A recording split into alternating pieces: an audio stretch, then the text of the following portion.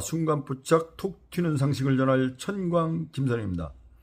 레지오 마리의 공인기업은 제24장 레지오의 수호 성인들을 읽어드리도록 하겠습니다. 1. 성요셉. 레지오의 기도문에는 예수 성심과 성모 성심께 대한 호칭 기도 다음에 요셉 성인이 나오는데, 이는 요셉 성인이 하늘나라에서 예수님과 성모님 다음 가는 자리를 차지하고 계시기 때문이다.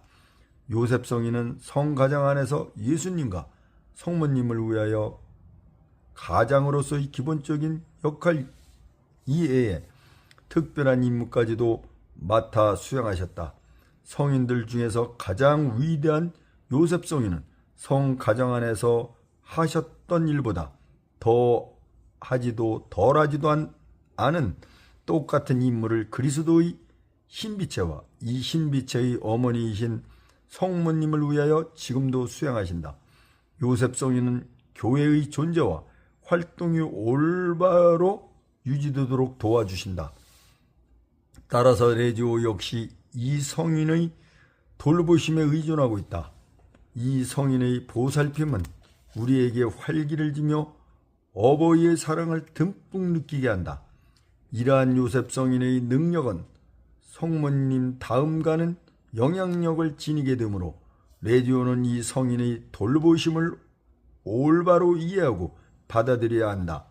요셉 성인의 사랑을 우리 안에 가득히 받아들이기 위하여 우리는 이 성인이 우리에게 쏟으시는 헌신적인 사랑에 보답하는 자세로 우리의 마음을 완전히 열어놓아야 한다.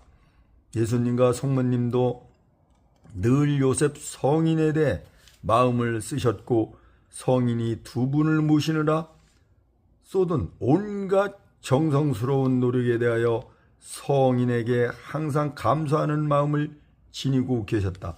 그러므로 레지오 단원들도 요셉 성인을 언제나 정성껏 모셔야 한다.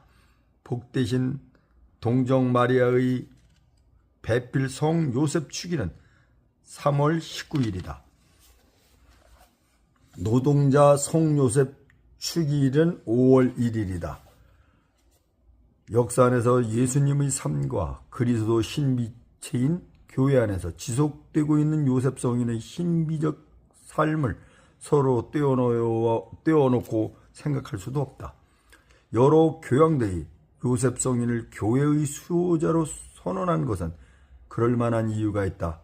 시대와 방법의 변화 속에서도 요셉 성인의 임무는 항상 변함이 없다.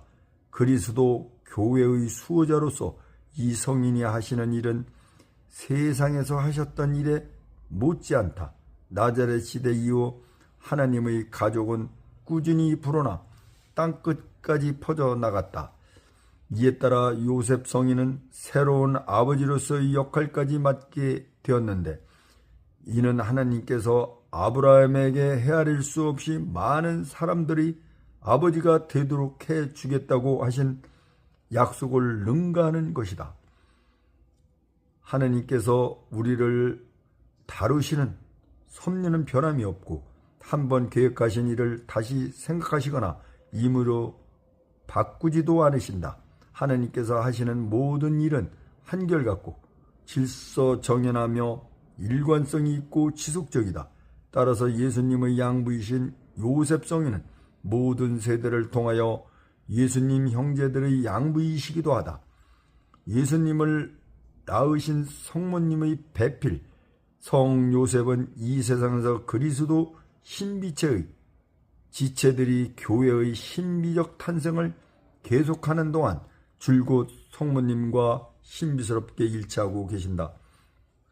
그러므로 이 땅에 하느님의 왕국인 교회를 확장하기 위하여 활동하는 레지오 마리의 단원들이 가태한한 교회인 나자렛 성가정의 가장이었던 요셉 성인의 특별한 보호를 바라는 것은 당연한 일이다. 이 사도 성 요한, 복음 성경에 예수님께서 사랑하신 제자로 나타나 있는 사도 성 요한은 예수 성신께 대한 신심의 표본이다. 이 성인은 끝까지 주님께 충실하여 예수 성심의 고등이 못고 창에 찔려 숨을 거두시는 순간까지 곁에서 지켜보았다. 그 후 요한 성인은 티 없이 깨끗하신 성모 성심께 대한 신심의 모범으로 등장하게 된다. 그는 천사처럼 순수하여 예수님께서 하시는 일들을 대신 맡아 하였고 성모님이 세상을 떠나실 때까지 아들로서 꾸준히 효성을 드러냈다. 그런데 우리 예수님께서 십자가 위에서 하신 세 번째 말씀에는 복되신 어머니께 드린 지극한 효성 이상의 깊은 뜻이 담겨 있다. 주님은 요한 성인을 통하여 온 인류에게 말씀하셨고 그 중에서도 믿음으로써 당신께 매달리는 사람들을 향하여 그와 같이 말씀하신 것이다. 주님은 이 말씀을 통하여 성모님을 인류의 어머니로 선포하셨고 당신 자신은 수많은 형제들의 맞이가 되신 것이다. 요한 성인은 이와 같이 새롭게 태어난 자녀들의 대표자로서 하늘나라의 첫 번째 상속자로 올랐고 그의 뒤를 따르는 자녀들의 모범이었으므로 레지오가 가장 친근하게 공경하는 성인이다. 요한 성인은 교회와 교회 안의 모든 영혼들을 사랑하였고 교회가 펴는 봉사활동에 온 힘을 쏟았다. 그는 사도이자 복음사가였으며 한평생 주님을 위해 희생함으로써 순교자와도 같은 영광을 누리게 되었다. 요한 성인은 성모님을 끝까지 모신 성모님의 후원자였다. 그러므로 레지오 마리아를 돌보며 성모님의 모습을 생생하게 본받으려고 노력하는 모든 영적 지도자들의 특별한 수호 성인이기도 하다. 사도성 요한의 축일은 12월 27일이다.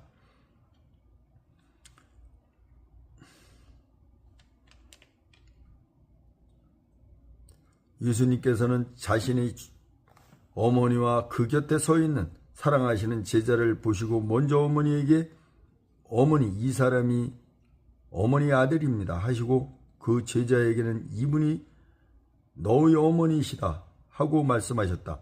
이때부터 그 제자는 마리아를 자기 집에 모셨다. 요거는 주석인데 3. 롱포로의 성 루도비코 마리아. 어떤 특정 성인이나 지역의 수호자를 레지오의 수호 성인으로 받아들이지 않기로 한 결정에 비추어 볼 때 롱포로의 복자 그린 이용을 포함시키는 것은 얼핏 논란의 소지가 있는 것처럼 보인다. 그러나 레지오 발전에 이분만큼 큰 역할을 한 성인은 없다. 레지오 마리아의 교보는 이분의 정신으로 가득 차 있고 레지오의 기도문들은 바로 이분이 하신 말들을 그대로 반영하고 있다. 이분은 사실상 레지오의 스승이므로 레지오가 이 성인의 이름을 부르는 것은 거의 도의적으로 당연한 의무이다. 몽포로의 성 루도비코 마리아의 이름을 호칭 기도에 넣기로 한 레지오의 결함은 이 성인은 1947년 7월 20일에 시성되었으며 축일은 4월 28일이다. 주석을 한번 읽어드리겠습니다. 성 루도비코 마리아는 수도회의 창립자일 뿐만 아니라 선교사였다. 또한 그는 선교사 이상의 다른 면도 있는데 교회의 박사와 신학자로서 그때까지 아무도 착상하지 못한 성막을 우리에게 마련해 주었다. 그는 성모 신심의 뿌리를 매우 깊이 탐구하여 널리 보급하였고 우리에게 현세에 일어난 모든 성모 발현을 미리 알려 주었다.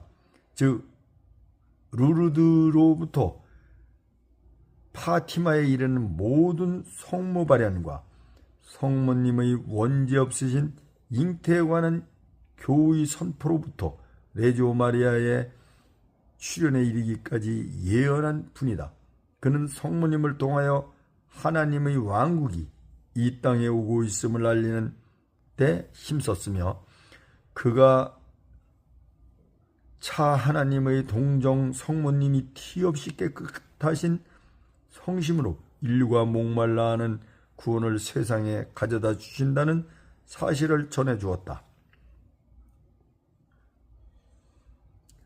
쉐데리고 테테스키니 추기경. 추기경이 한 말이네요. 성 베드로 대성전 주임사제. 성 베드로 대성전에서 행한 몽포르의 성 루도비코 마리아 동상 제막식에서 한 강론이네요. 주석을 계속 읽어드리겠습니다. 나는 성난 짐승 같은 무리들이 미칠 듯이 달려와 그 사나운 이빨로 이 작은 책과 성령께서 이 책을 쓰도록 하신 사람을 갈기갈기 찢어 버리거나 아니면 적어도 이 책을 괴짝의 암흑과 침묵 속에 묻어 버려 다시 나타나지 않도록 하리라는 것을 뚜렷이 내다본다. 그 무리들은 심지어 이 책을 읽고 실천한 사람들까지 공격하고 박해할 것이다. 그러나 그것이 무슨 문제가 되겠는가? 그러한 일이 일어나면 일어날수록 오히려 더 좋은 것이다. 이러한 일들을 생각할 때마다 용기가 솟아나고 더욱더 크나큰 성공을 하리라는 희망을 갖게 된다. 다시 말하면 앞으로 다가올 가장 위태로운 시대에 마귀와 세속과 부패와 싸울 막강한 군단, 즉 예수님과 성모님의 용감무쌍한 남녀 병사들로 이루어진 대군단이 나타날 것이라고 나는 확실한다. 몽포르의 성 루도비코 마리아.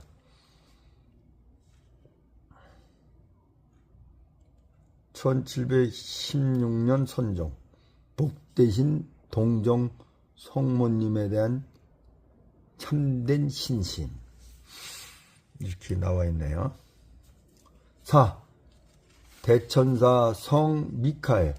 성 미카엘은 천상 궁정에서 으뜸가는 대천사이지만 성모님을 공경하고 또한 성모님이 공경받으시도록 하는 일에 가장 열성적인 천사이다. 그는 성모님께서 봉사하는 이들을 찾아가 도와주리라는 성모님의 분부가 내려지기를 기다리며 항상 대기하고 있다. 성 아우구스티노. 성 미카엘은 신구약 시대를 통틀어 항상 선택된 백성들의 수호자로 있다. 그는 언제나 교회를 충실히 수호하였으며 유다 민족이 등을 돌렸다 해서 그들을 보호하는 임무를 중단하지 않았다. 오히려 그는 그 임무를 더욱 강화하였는데 유다 민족은 보호를 절실히 필요로 했고 또한 예수님과 성모님 그리고 요셉 성인이 바로 유다 혈주이시기 때문이다. 레지온은 미카엘 대천사 밑에서 활동한다. 레지온은 그로부터 영감을 받아 주님께서 영원한 사랑의 계약을 맺은 백성들이 다시 되돌아오도록 하는 일에 애정을 기울여 온 힘을 쏟아야 한다. 주님의 만군의 사령관 여호와 5장 14절인 성 미카엘 대천사 축일은 9월 29일이다. 주석 읽어드리겠습니다. 계시에 따르면 영광의 빛에 쌓인 성삼의 삶 속에 참여하고 있는 천사들은 하나님의 섭리가 정하신 인류 구원사의 중대한 순간순간마다 그들에게 주어진 역할을 맡아 하도록 부름을 받고 있다. 천사들은 모두 하나님을 섬기는 영적인 존재들로서 결국은 구원의 유산을 받을 사람들을 섬기라고 파견된 일꾼들이 아닙니까? 하며 히브리인들에게 보낸 편지의 저자는 묻고 있습니다. 교회는 성경을 근거로 하여 이를 믿고 가르치는데 착한 전사들이 맡은 일은 하느님 백성을 보호하고 백성들이 구원되도록 관심을 기울이는 것입니다. 성요한 교황 요한 바오로 2세 1986년 8월 6일 일반 아련에서.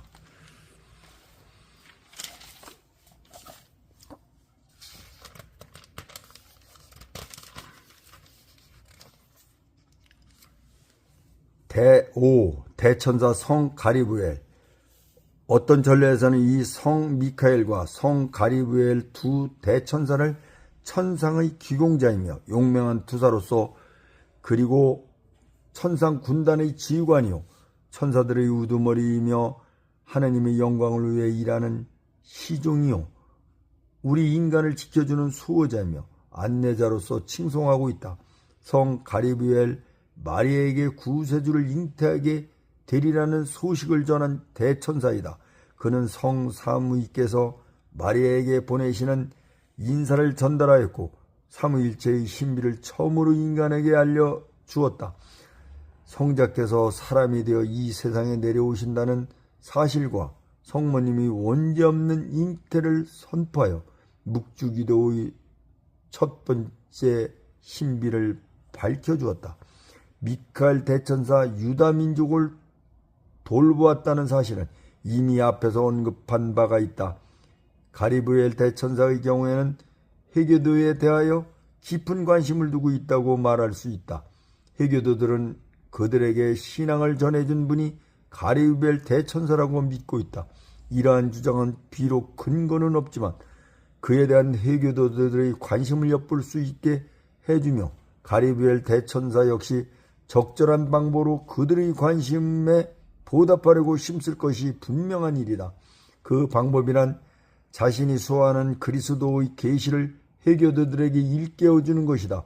그러나 그분 혼자의 힘만으로는 해교도들의 해도를 실현시킬 수 없기 때문에 언제나 우리 인간이 그 역할의 일부를 맡아서 가리브엘 대천사를 도와야 한다.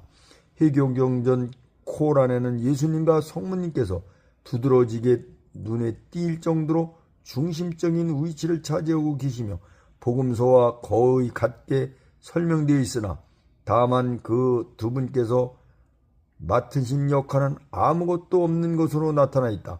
그러므로 예수님과 성모님께서는 해교도들에게 당신 자신들이 어떤 분이시라는 것을 밝히실 수 있도록 누군가가 와서 도와주기를 기다리고 계신다.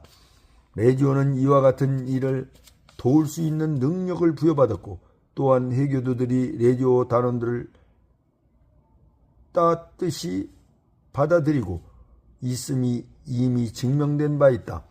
코란의 가르침에는 우리가 나서서 덧붙여 설명해 주어야 할 내용들이 너무나 많이 들어있다. 성 미카엘, 성 가리브엘, 성 라파엘 대천사의 합동 축일은 9월 29일이다. 성경은 가장 높은 품의 천사 한 분이 인간의 눈에 띄는 모습으로 파견되어 마리아께 강생의 신비를 알려주는 장면을 우리에게 보여준다.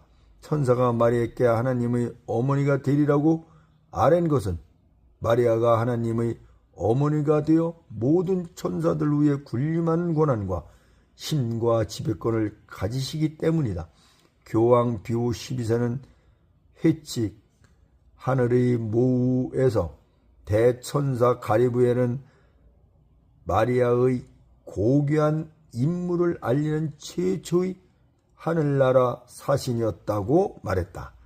성 가리브엘은 하나님을 위해서 중요한 사명을 수행하는 사람들이나 중요한 소식을 전하는 사람들의 수호자로 공경받고 있다. 그분이 하나님의 말씀을 마리아께 전달하는 순간 마리아는 온 인류를 대표하였고 가리브엘 대천사는 모든 천사를 대표해야 했다. 세상 끝날 때까지 우리 영혼 안에 영감을 불어넣어 줄 이 두 분의 대화로 하늘과 새로운 땅을 일으켜 세우는 조약이 맺어졌다. 이렇게 볼 때 하나님의 말씀을 마리아에게 전한 그 천사는 얼마나 훌륭한 분인가. 그가 단지 수동적인 전달자의 역할을 맡은 분이라고 과소평가한다면 잘못된 일이 아닌가. 성 가리브엘은 모든 사정을 훤히 알고 있었으므로 마리아가 하나님의 뜻을 헤아릴 수 있도록 가능한 근거를 여러모로 제시해 드렸으며 또한 하나님의 대변인으로서 마리아의 질문에 공손한 태도로 충실히 답변했다. 이렇게 성 가리브엘과 성모님의 만남에서 창조 사업이 새롭게 시작되었다. 첫 번째 하와가 완전히 허물어뜨린 것을 새로운 하와가 와서 다시 일으켜 세운 것이다. 천사들을 포함하는 그리스도 신비체의 머리이신 주님은 새로운 아담으로서 우리 인간들 뿐만 아니라 배반한 천사들 때문에 더럽혀진 모든 천사들의 명예까지도 회복시켜 주었다. 미카엘 오케롤 신부.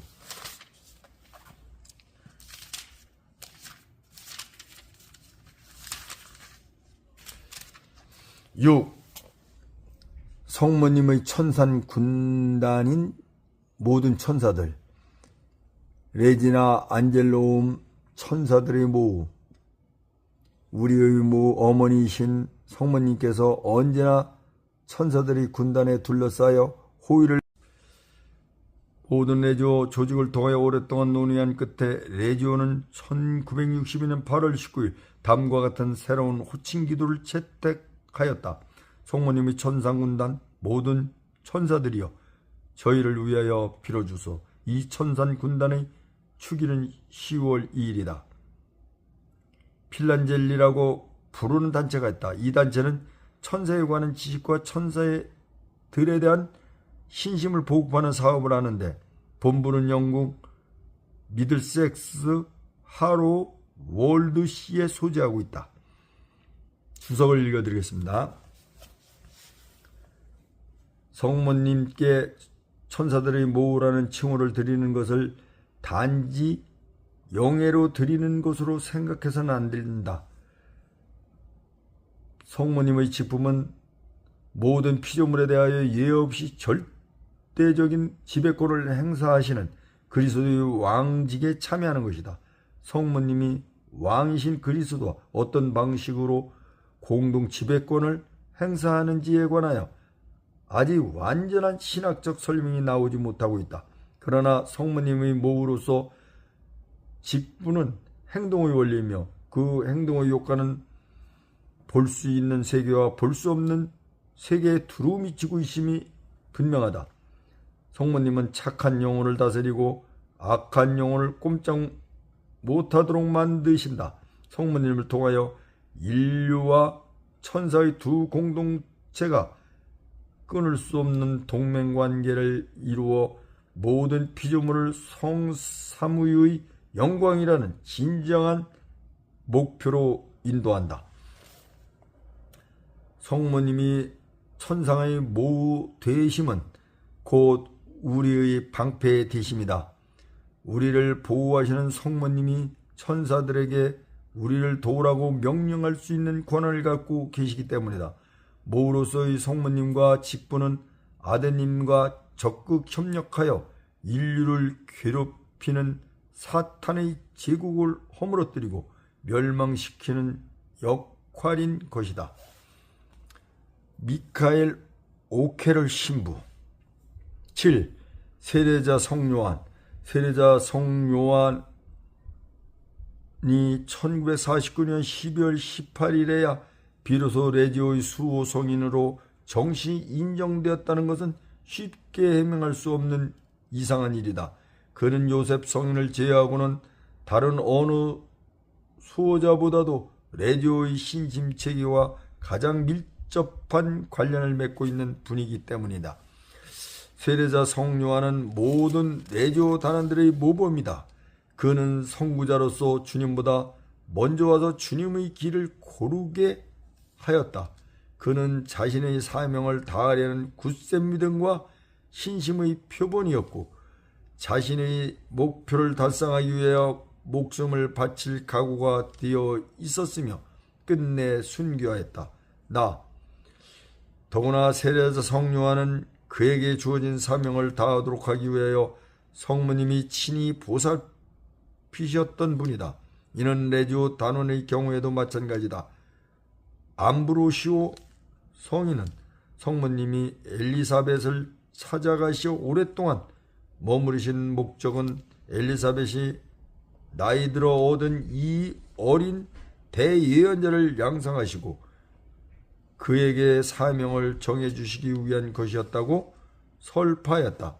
레지오는 성모님이 세례자 성 요한을 양성하시는 순간을 단원들이 매일 의무적으로 바치는 갓된 날을 통하여 기념하고 있다.